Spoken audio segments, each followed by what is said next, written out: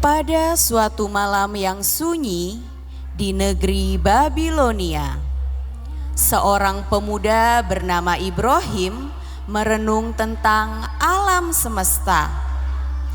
Ia melihat langit yang luas, bintang yang berkelip, bulan yang bersinar, dan matahari yang terang.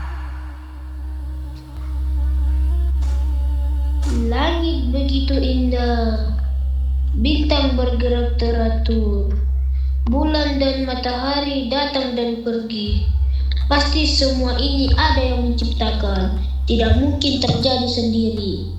Hati Ibrahim yakin bahwa ada Tuhan yang Maha Kuasa yang menciptakan segalanya. Ibrahim berjalan sambil melihat ke langit. Sesekali mengangguk sendiri, kemudian duduk merenung.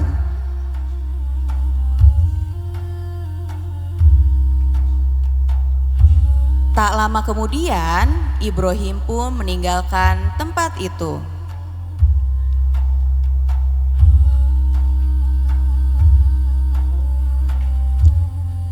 Alkisah ada bangsa penyembah berhala. Masyarakat datang sambil membawa persembahan untuk berhala. Mereka membawa sayuran, buah-buahan, ayam, sapi, dan banyak lagi.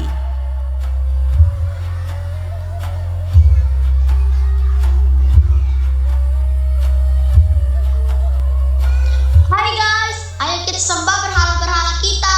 Berhala ini akan memberi kita rezeki. Kalau tidak menyembah, kita bisa celaka. Lalu mereka melakukan ritual menyembah berhala sambil membaca mantra.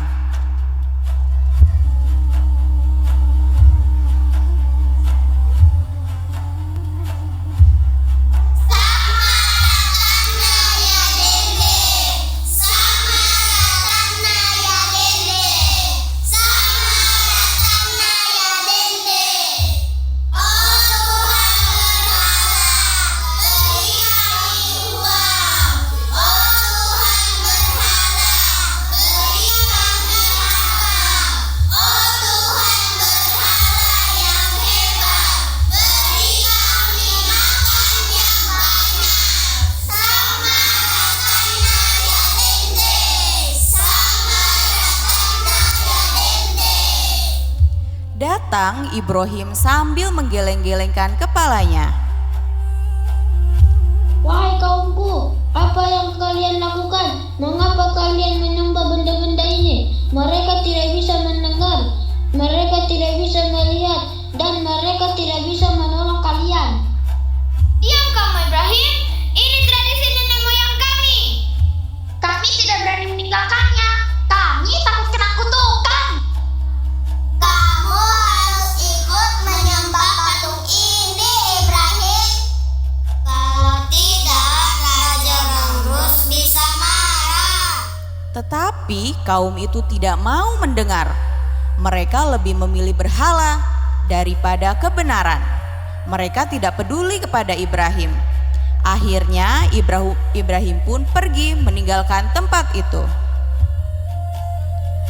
Datang Raja Namrud yang sombong. Para penyembah berhala segera menyambut sang raja.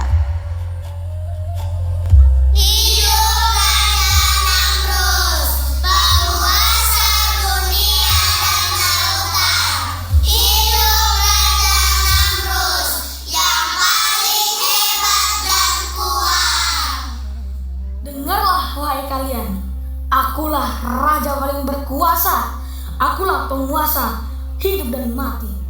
Hidup Raja, hidup Raja, hidup Raja, hidup Raja Namrud. Datang Ibrahim dengan tenang. Lalu ia bilang, Tuhanku adalah Allah, Dia yang menghidupkan dan mematikan. Tiada Tuhan yang patut disembah selain Dia, Allah Subhanahu wa Ta'ala. Ibrahim, aku lebih hebat dari Tuhanmu. Tak ada yang bisa mengalahkanku. Hahaha. Kesombongan Raja Namrud membuat hatinya tertutup dari kebenaran. Ia mengusir Ibrahim dari hadapannya.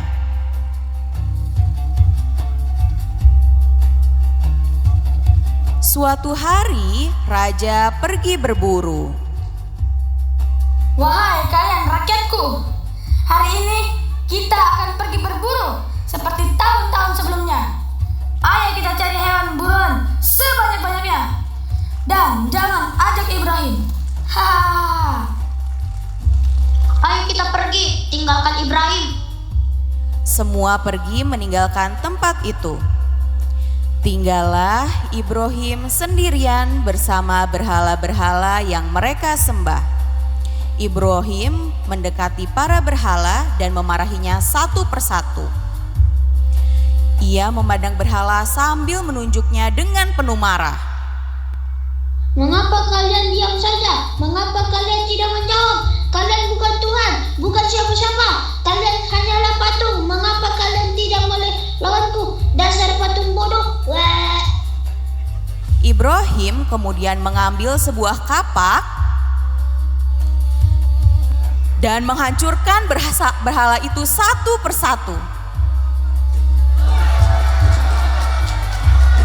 Ibrahim menyisakan patung yang paling besar. Ibrahim kemudian menggantung kapak di leher sang patung.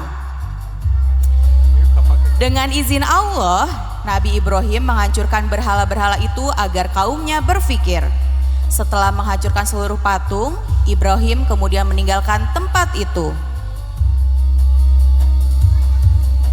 Datanglah rakyat dan raja kembali dari berburu. Tuan Raja, berhala kita hancur semua. Pasti Ibrahim pelakunya. Pasti Ibrahim yang rusaknya. Tangkap dia, bawa dia kemari sekarang juga. Ibrahim kemudian dibawa oleh dua pengawal ke hadapan raja.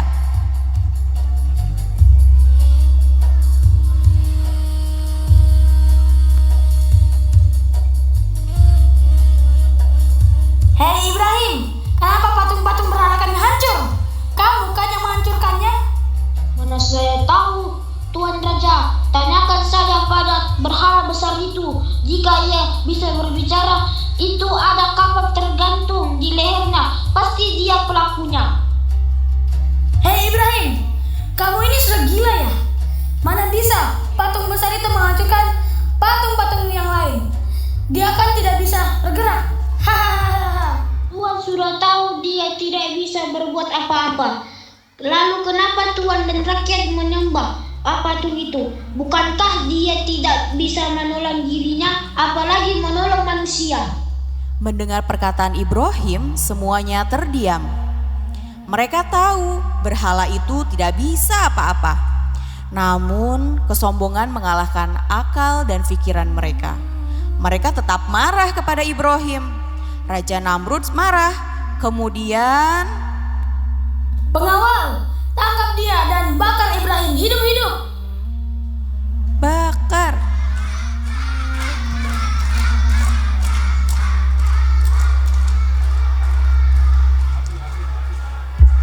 Ibrahim lalu diikat pada sebatang kayu.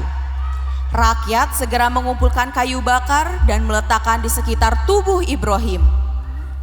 Api segera disulut dan kobarannya begitu besar.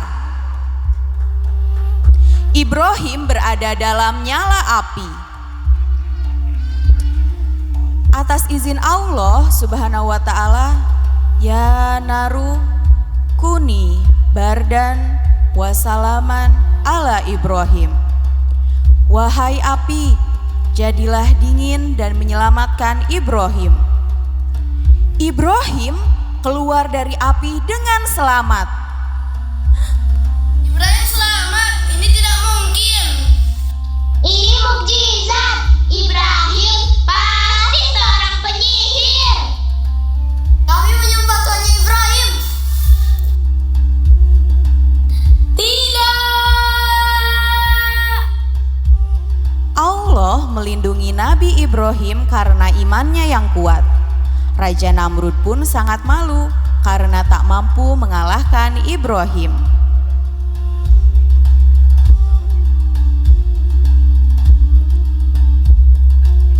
Anak-anakku yang dirahmati Allah Subhanahu wa Ta'ala, dari kisah Nabi Ibrahim alaihissalam kita belajar. Ayo kita selalu berpikir tentang ciptaan Allah dan jangan pernah menyembah selain Allah. Juga jangan berlaku sombong kepada siapapun. Yang terakhir, selalu berani membela kebenaran. Allahu Akbar.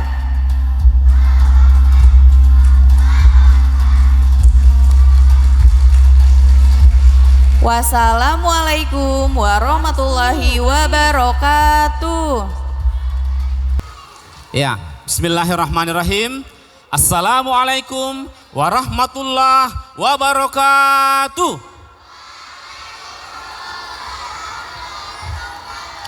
Oke, kita tes dulu biar seru. Pernah lihat bebek? Gimana suara bebek? Bebek ada tepuk tangannya. Pak Hakim kasih contoh ya. Tepuk bebek, tepuk tangan 3 kali. Tak tak tak, kuek kuek, kuek kuek, kuek. Terakhirnya panjang ke depannya. Oke, siap. Tepuk bebek.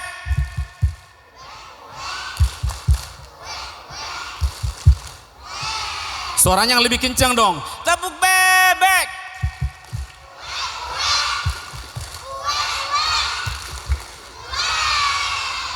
Nah, ada lagi tuh. Ada yang pernah lihat ayam? Ayam. Gimana suaranya ayam? Petok, petok, petok, petok, petok, petok, gitu ya. Ayam ada tepuk tangannya. Kayak gini. Tepuk ayam. Petok, petok. Petok, petok. Kukuruyu. Ke atas kukuruyunya ya. Siap. Tepuk ayam. Petok. Ibu-ibu dan bapak-bapak boleh ikut ya biar seru. Ya. Ada lagi satu. Namanya tepuk wow. Saya kasih contoh. Tepuk wow. W. O. W. Wow, wow, wow. Oke, siap ya. Tepuk wow. W. O. W. Wow, wow, wow. Oke anak-anakku. Nah, ikuti Pak Hakim dan menyebut kata Allah dengan keras. Siapa yang, ya contohnya gini ya. Jawab dengan kata Allah yang lantang. Kalau kau anak soleh bilang Allah ya yang keras. Oke, kita mulai. Kalau kau anak soleh bilang Allah. Kalau kau anak pintar bilang Allah. Kalau kau anak cerdas bilang yang keras Oke. Anak-anakku, hari ini Pak Hakim mau cerita sesuatu, mau menyampaikan kisah. Ada yang tahu kisah apa? Kisah apa? Hari ini kita peringati tentang apa? Isra Miraj.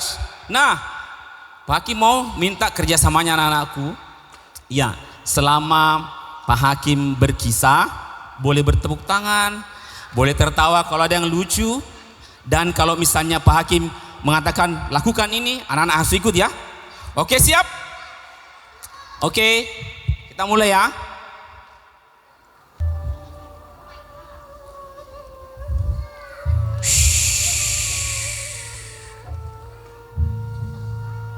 Malam itu 27 Rajab.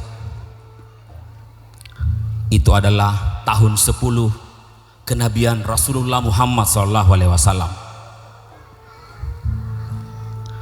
Malam itu sepi sekali.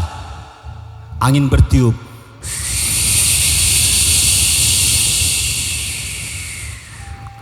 Anginnya pindah ke sini.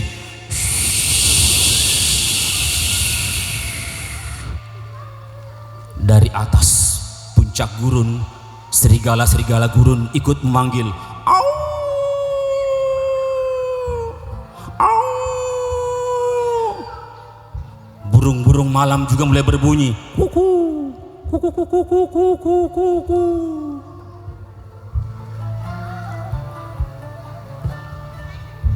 Di dalam sebuah rumah yang sederhana, tinggal seorang manusia yang paling mulia. Tapi beliau sedang sedih. Itu adalah tahun kesedihan buat beliau. Belum lama beliau kehilangan istri tercinta, Siti Khadijah, yang mengorbankan seluruh hartanya untuk dakwah Islam.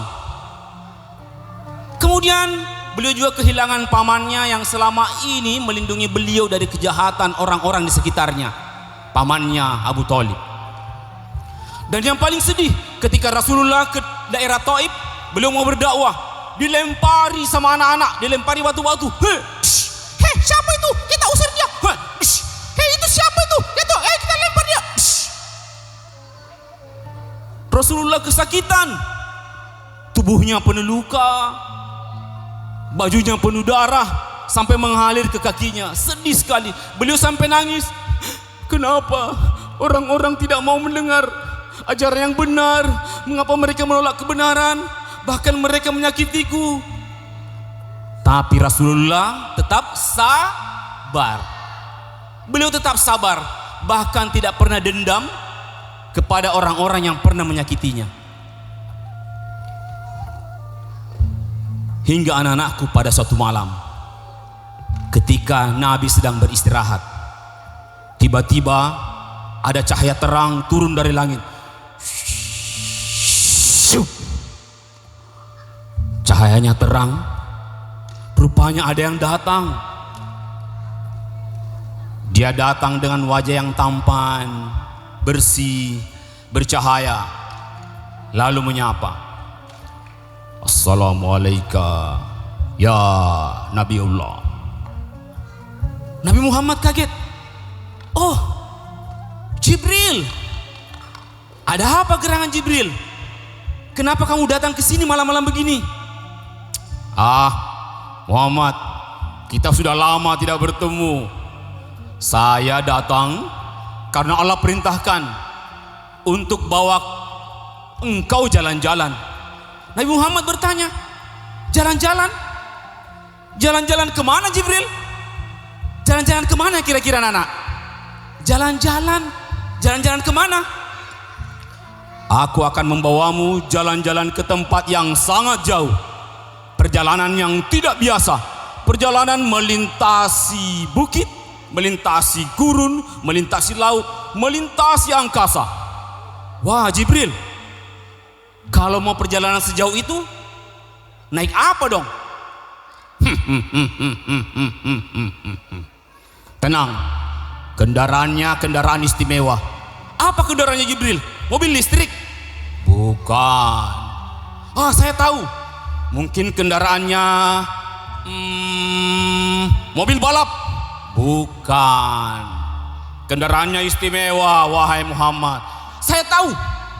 Kendaraannya ojek? Bukan. Kendaraannya langsung Allah kirimkan dari surga. Namanya burak. Burak? Itu kendaraan apa ya? Kamu akan lihat sendiri. Tapi anak-anakku, kita bantu Jibril memanggil burak. Cara memanggil burak begini caranya. Bismillahirrahmanirrahim. Burak, datanglah. Gitu ya. Semua ikut ya. Oke, kita baca bismillah sama-sama dulu. 1, 2, 3. Bismillahirrahmanirrahim. Terus tangannya di sini semua. Tangannya. Terus teriak, burak, datanglah. Siap ya? 1, 2, 3. Burak, datanglah. Buraknya belum datang. Sekali lagi. Bismillah sama-sama. 1, 2, 3. Bismillahirrahmanirrahim. Ayo teriak. Anak-anakku, lalu buraknya datang seperti kecepatan cahaya. Shoo, shoo, shoo. Buraknya cepat sekali. Di hadapan Nabi berdiri makhluk yang bercahaya, tubuhnya kuat, indah, dan langkahnya lebar.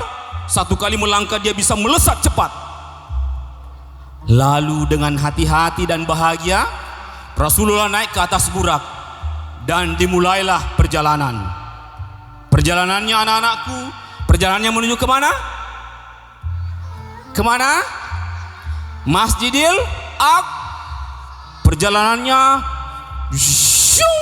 terbang dalam waktu sekejap sampai di Masjidil Aqsa.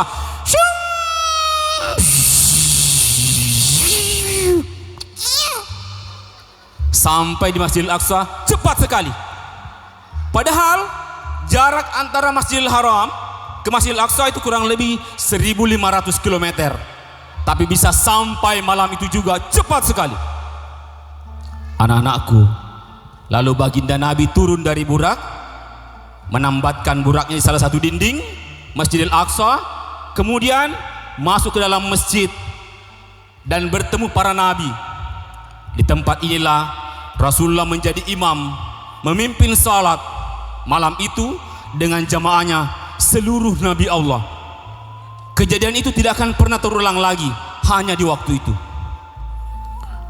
Anak-anakku, selesai memimpin salat, perjalanannya Nabi kira-kira kemana lagi ya?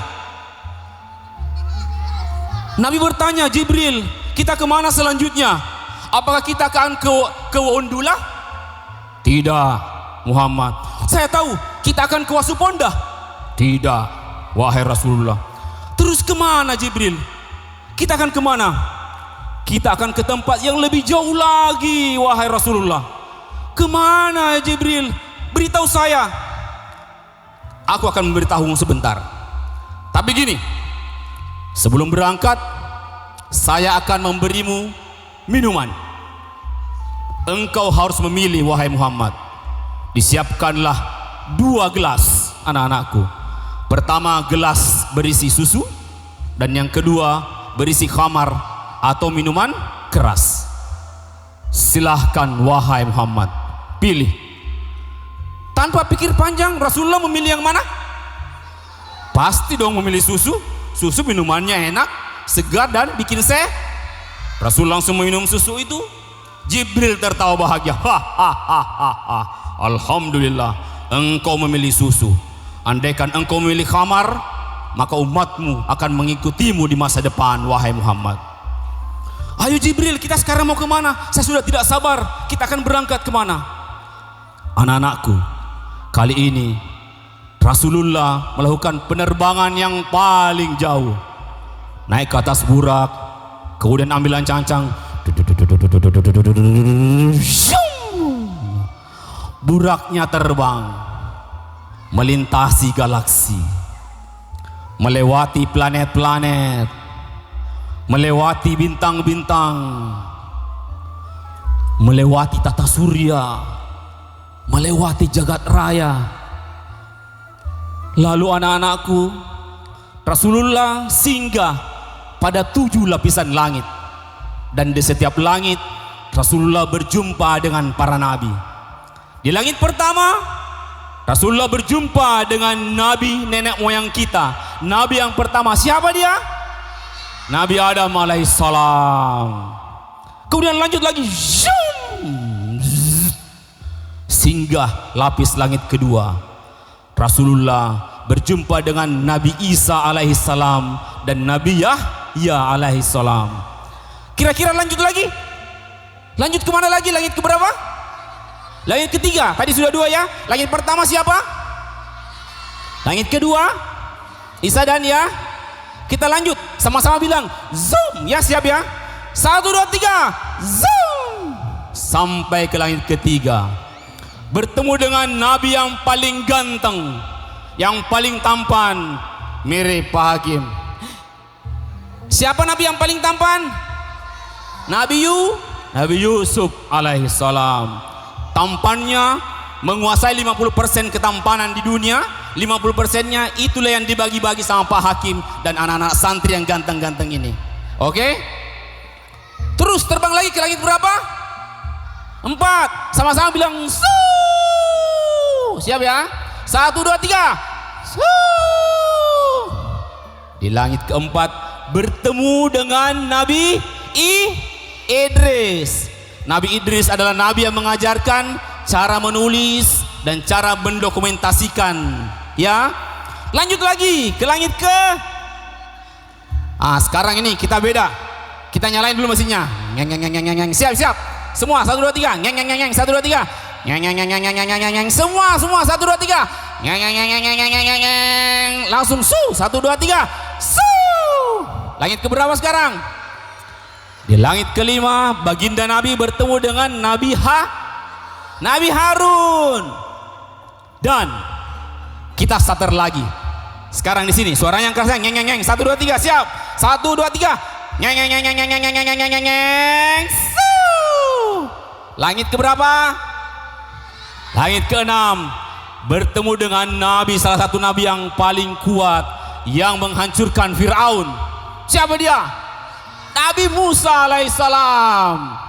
Nah, langit yang terakhir, semua starternya sama-sama biar lebih kencang. Lebih lama. Siap, 1 2 3.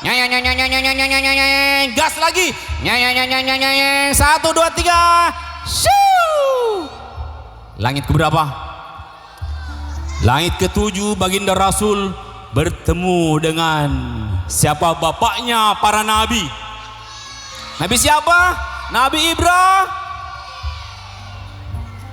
Nah, anak-anakku, 7 lapis langit telah dilewati oleh baginda Rasulullah. 7 lapis langit. Di langit pertama ketemu siapa? Ayo, langit pertama ketemu siapa?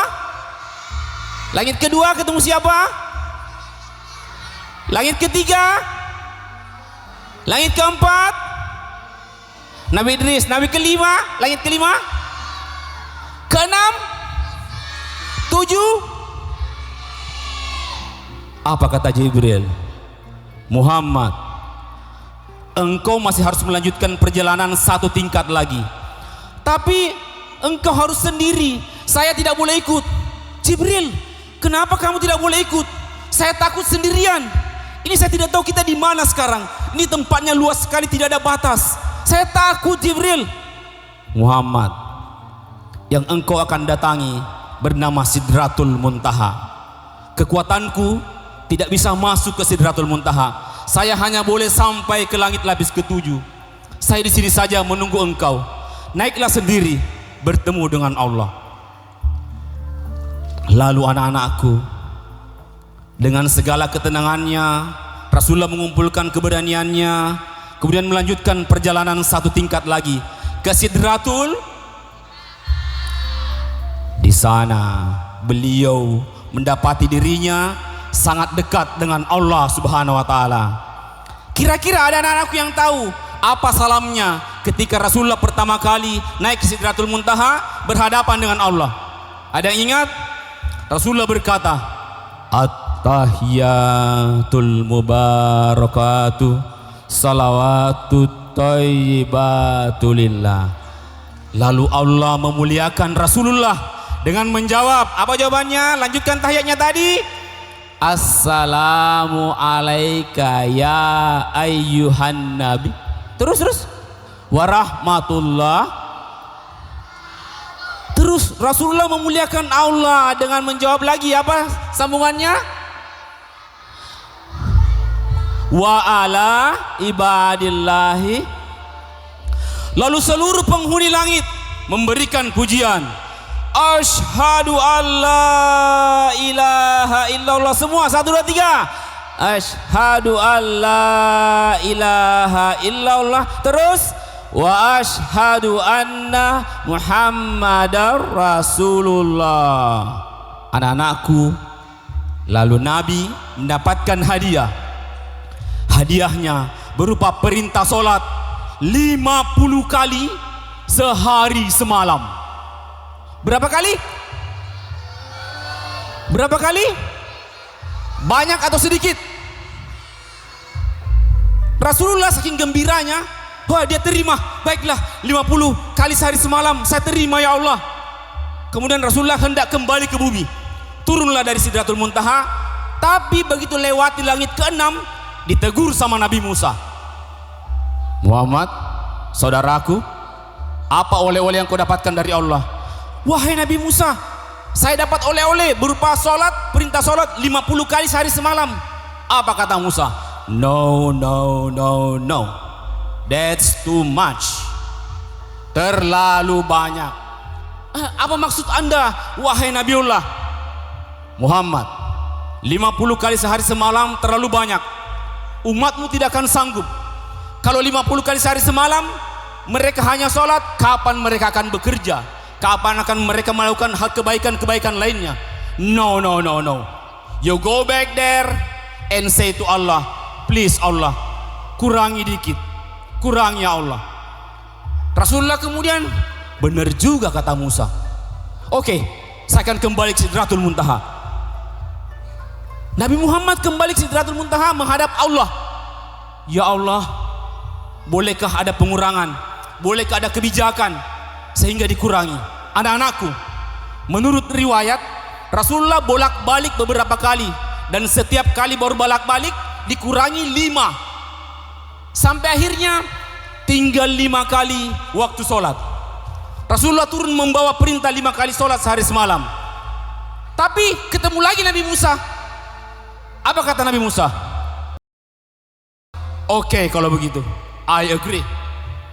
You can go home now. Kau boleh pulang wahai Rasulullah.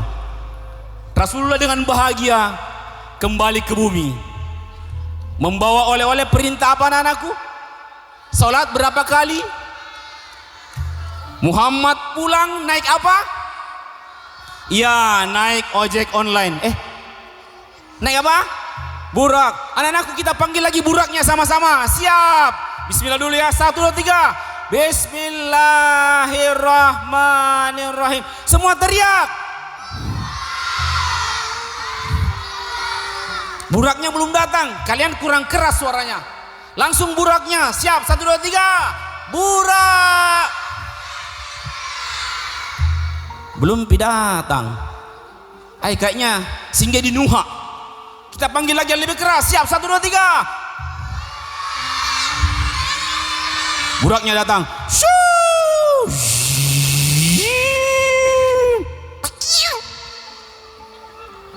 Buraknya datang. Rasulullah kembali ke bumi, terbang melintasi bintang-bintang, melintasi galaksi, melintasi planet-planet.